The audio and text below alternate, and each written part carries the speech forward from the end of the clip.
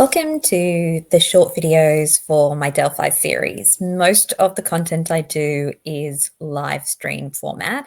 However, I thought that it could be helpful for some people to just have the bare bones without all the chatter and rabbit holes that we like to go through on the lives. So I'm here with Kai, my little assistant here today, and today's video is going to be on the missing snap. The missing snap is a really interesting piece of information that we stumbled upon when we were looking at the Knowledge C data for Libby German's phone. We're going to discuss this in a bit more detail to see just how significant this possibly is for the case. And just a quick look at the disclaimer. This presentation is for discussion purposes only. All views expressed are my personal opinions and interpretations of publicly available information.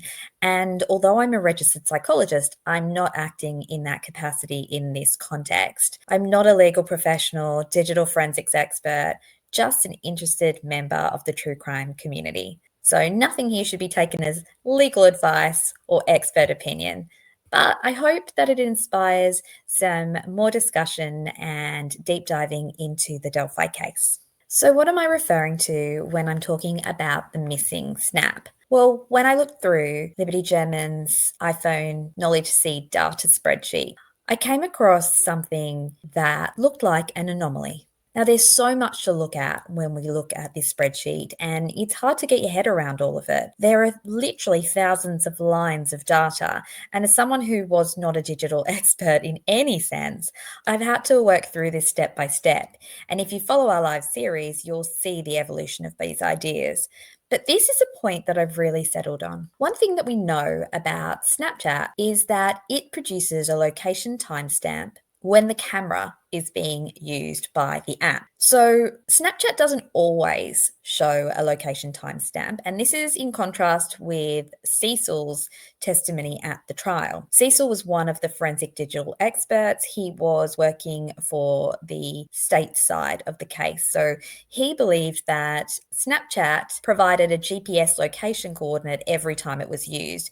But if you look at the data, that doesn't seem correct. In fact, what it seems instead, and this is also consistent with what Snapchat would advise, and that is that every single time we get one of these location timestamps seen here, it means that the camera has been employed. When you look through the Knowledge C data set, which spans from the 12th of February all the way through to the 15th of February, you'll notice that there are certainly lots of Snapchat in the foreground events. The Snapchat in the foreground events are basically when Libby's looking at Snapchat, when she's interacting on Snapchat. And some of these would be reading other people's messages, looking at other people's snaps, but some of them are her sending messages, and of course some of them are her sending photos or videos. And those would be the entries on this spreadsheet that would have a location timestamp attached to them. Now, many of the ones that have location timestamps attached to them on February 13th, 2017, are actually consistent with the evidence. They link up to known photos and activity on Snapchat. Some of you will remember the snap of Addie on the bridge. We know that there is another snap of the empty Monon High Bridge, and that there are a number of photos of the girls in the car on their way to the bridge. This one, however, has never been discussed, and we're going to look at it in a bit more detail because I think it seems like it's more than just a photo that's gone awry. I think it might be a video. So when we look at this event here, the girls have just arrived at the trails. They were dropped off at 1:48 p.m.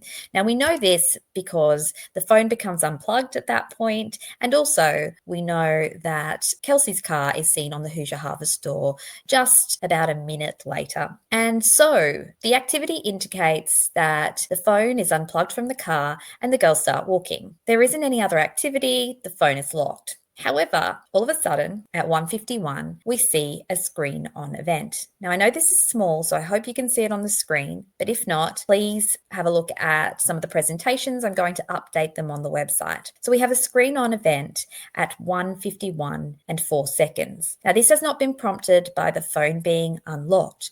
This appears to be a notification coming in. Now, if we'd seen phone unlocked and then screen on, that would be more consistent with Libby opening up the app herself. That would be more consistent with Libby unlocking her phone to use the Snapchat app. However, the order of events here tells a different story. The screen goes on and is followed 1 second later by Snapchat app in the foreground. So this is highly suggestive of a Snapchat notification. You'll notice that a few seconds later, at 1:51 and 8 seconds, the phone is now unlocked. And this indicates user action. So this indicates Libby has actually now unlocked her phone to probably look at the notification she's received. Now, bear in mind that at this point, the girls are already walking towards the Monon High Bridge. And so they would be on what we call the 501 trail towards the bridge. You'll notice also that movement stops and starts at the very same moment that the phone is unlocked. And this is not inconsistent with the activity of, pulling out the phone from a pocket or pausing movement as you're sort of fumbling around with your phone. So when we notice that there is a movement stop and start quite quickly, or at this point in the exact same moment, what that indicates is not a hard stop necessarily, but that the movement has changed. I think this seems fairly consistent with taking a phone out of the pocket.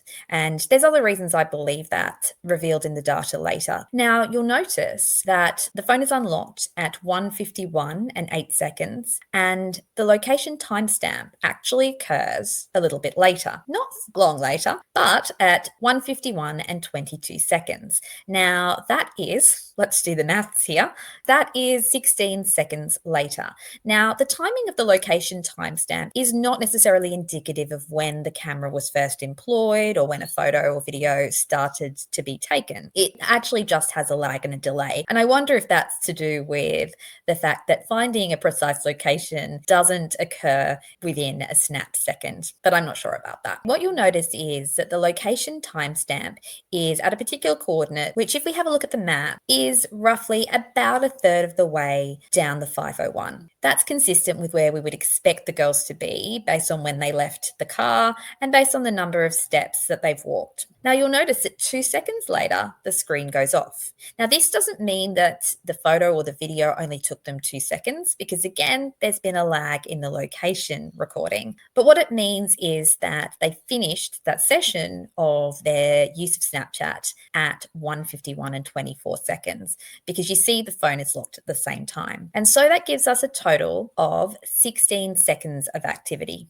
I just realized I did the maths wrong before. 14 seconds was the time frame between the phone being unlocked and the GPS location timestamp, and 16 seconds is the time frame between the phone being unlocked and locked again. So they're using the phone for roughly 16 seconds, looking at a Snapchat notification, and most likely employing the camera to use it as part of their Snapchat activity. Now, we could stop there and say that's just a photo. However, if we scroll down a little bit further, we see a location end time. Now, that's not shown on many of the other Snapchat entries. In fact, all of the other photos that we see from that day have just one location timestamp. So the suggestion here is if there's a start and an end, that this is most likely a video. Now, the video doesn't necessarily end at that point in time, because as I mentioned before, the coordinate timestamps can have a bit of a lag, but it does indicate that there was at least the use of the camera for a period of time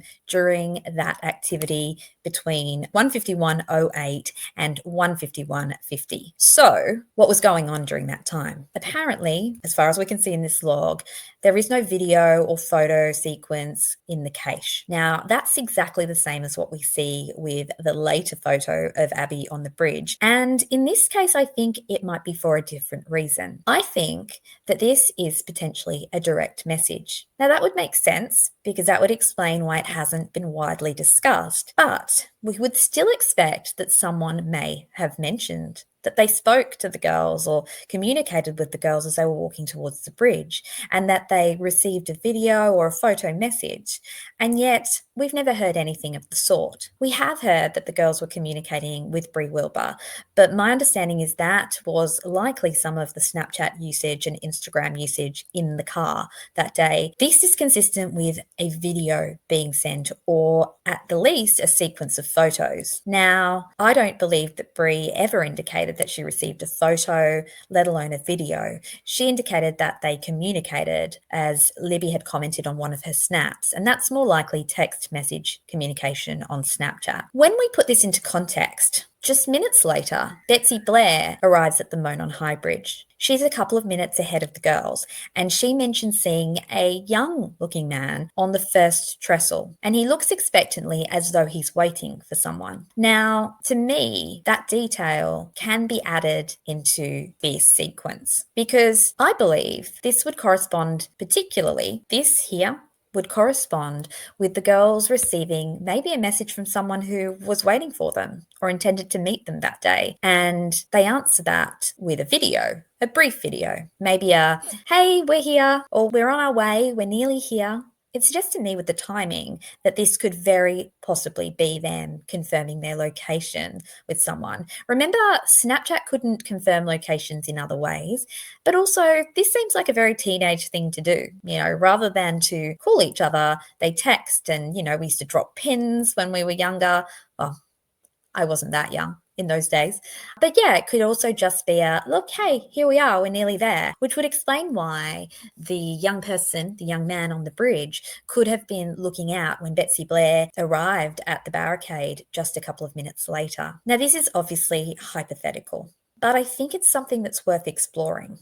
My theory is that the girls were planning on meeting somebody at the bridge that day, but somebody that they trusted and that they knew, somebody that they felt comfortable sending a video message to, somebody that they felt comfortable meeting in isolation. I don't believe this was a random catfish. I believe this is somebody that they knew personally and that was local to the area. If you look at the Snapchat activity prior to them leaving the house, you see also a flurry of activity and waiting, checking for notifications, which again suggests to me that there may have been some plan. I wonder who it was that they met, and I wonder who it was that they sent this video to. The fact that we're not aware of this video suggests to me that that person didn't come forward. Now, we don't know whether law enforcement were ever able to obtain Snapchat's records, but my inclination would be that they didn't. They would have needed to act on that pretty quickly, and I don't know that they did that. And as such, we may never know what activity was actually going on in the absence of cached images and other people, screenshots, and coming forward saying that they had communicated with the girls that day. It's too late to access that now because unfortunately the whole point of Snapchat is that it flickers on and it deletes within 24 hours.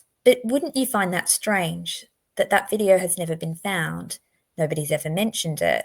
And even law enforcement have not actually discussed this. Now, that could be just a misunderstanding because, as we've noticed, Cecil does mention in one of his depositions, I believe, that he believes that Snapchat shows location timestamps every time it's in use, and this is actually a misunderstanding. It's interesting, however, that none of the experts, Bunner, Cecil, or Eldridge, seem to see this. However, it is quite possible that when it comes to the defense's expert, that she wasn't asked about this because it wasn't seen as something that had any meaning. And I can understand why that would happen because there are lines and lines of data, and to somebody without any technical knowledge or experience with Knowledge C and Snapchat, it wouldn't be immediately obvious. In fact, I'd looked at this data for a number of weeks before I saw this and recognized that it could be incredibly significant. Let me know what you think, and I will make some more short form content on the phone. We've done lots and lots of lives, and there was a massive evolution of ideas over the course of those.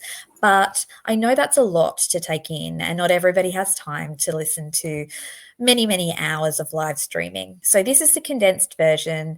This is just looking at the key pieces of information. Please drop comments below if you have any questions or comments or ideas, and please like and subscribe if you'd like to hear more Delphi content. This channel is a channel to contextualize the Delphi evidence and case and to look at it through layers and synthesize all available information. I am a passionate true crime community member and particularly very involved in the Delphi community.